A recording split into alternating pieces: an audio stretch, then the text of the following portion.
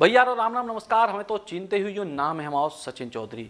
मध्य प्रदेश की सियासत में या यूँ कहें कि उत्तर प्रदेश मध्य प्रदेश के इतिहास में एक ऐसी तस्वीर सामने आई है जिसको देख के हर कोई हैरान रह गया और अब ये तस्वीर को लेकर कई सारे कयास लगाए जाने लगे। दरअसल यह तस्वीर सामने आई कल ग्वालियर में, जब केंद्रीय मंत्री ज्योतिरादित्य सिंधिया ग्वालियर में ही रानी लक्ष्मीबाई की समाधि पे मत्था टेकवे पहुंच गए।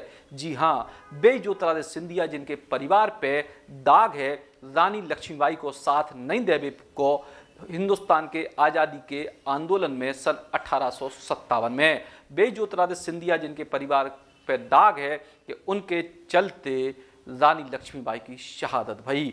और 1857 के बाद आज साल 2021 है, यानी 160 साल बाद पहली बार सिंधिया परिवार को कोनो व्यक्ति महारानी लक्ष्मीबाई की समाधि पे पहुंचे।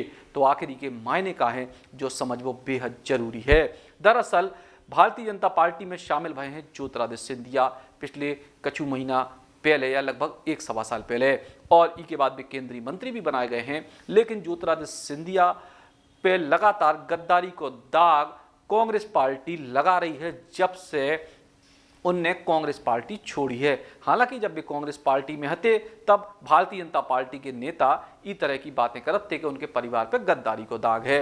और अब चूंकि ज्योतिरादित्य सिंधिया केंद्र की सरकार में मंत्री बने कांग्रेस छोड़ के, सो एक तो कांग्रेस पार्टी आरोप लगाए थे अपनी पार्टी से गद्दारी को, और दूसरी तरफ हाल में दिग्विजय सिंह समेत तमाम सारे कांग्रेस के नेताओं ने कही थी कि इनको गद्दारी को खानदानी इतिहास है, यानी पुराने इतिहास से जोड़ के लगातार इस चीज़ को देखते हैं। लेकिन यही बीच में आपको याद हुई है कि 19 नवंबर को प्रधानमंत्री नरेंद्र मोदी झांसी पहुंचे थे। महारानी लक्ष्मीबाई के किले में उनने बाकायदा दर्शन करे थे किले के, और ई के संग गई महारानी लक्ष्मीबाई की वीरता की कई सारी कहानियां आगे बढ़ाई थी। अब ऐसे में एक तरफ जब महारानी लक्ष्मीबाई की वीरता की कहानियां भारतीय जनता पार्टी के सबसे बड़े नेता प्रधानमंत्री नरेंद्र मोदी गा रहे हों, तो फिर ज्योतिरादित्य सिंधिया महारानी लक्ष्मीबाई की समाधि से अलग होकर कैसे जा सकत। और यही वजह से अब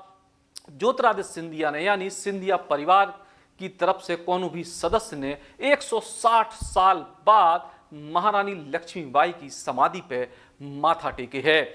और ये माथे टेकने के बहुत मायने हैं, और मायने यही हैं कि अब सिंधिया जो पुरानो इतिहास बदलने की कोशिश में हुई है, जो उनके परिवार से जुड़ो रहो। हालांकि ग्वालियर के लोग या ग्वालियर में सिंधिया से जुड़े लोग अलग कहानियां कथ हैं ये पूरे मसले की। लेकिन जब सन 1857 में भारत माता की लाडली वीरांगना महारानी लक्ष्मीबाई ग्वालियर किले पे पहुंची थी, सो पूरे ग्वालियर की सेना ने उनको संग दो, तो अमरचंद बांटिया जैसे महान सपूतों ने उनको धन मुहैया कराओ ग्वालियर राजघराने के खिलाफ जाके। लेकिन ग्वालियर के महाराज जयाजीराव सिंधिया अंग्रेजन के संग हते, और यही से आज भी सुभद्रा कुमारी चौहान की वे पंक्तियां पूरे हिंदुस्तान में गूंजती हैं। अंग्रेजों के मित्र सिंधिया ने छोड़ी राजधानी थी, खूब लड़ी मर्दानी वह तो झांसी वाली रानी थी।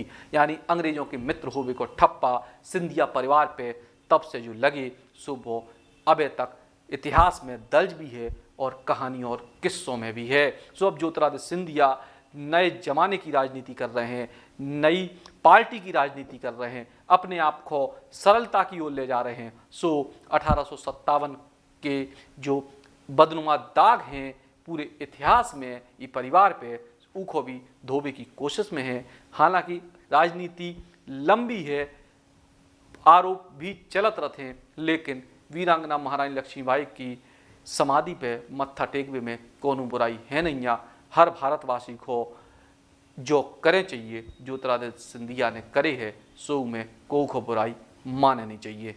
राम राम।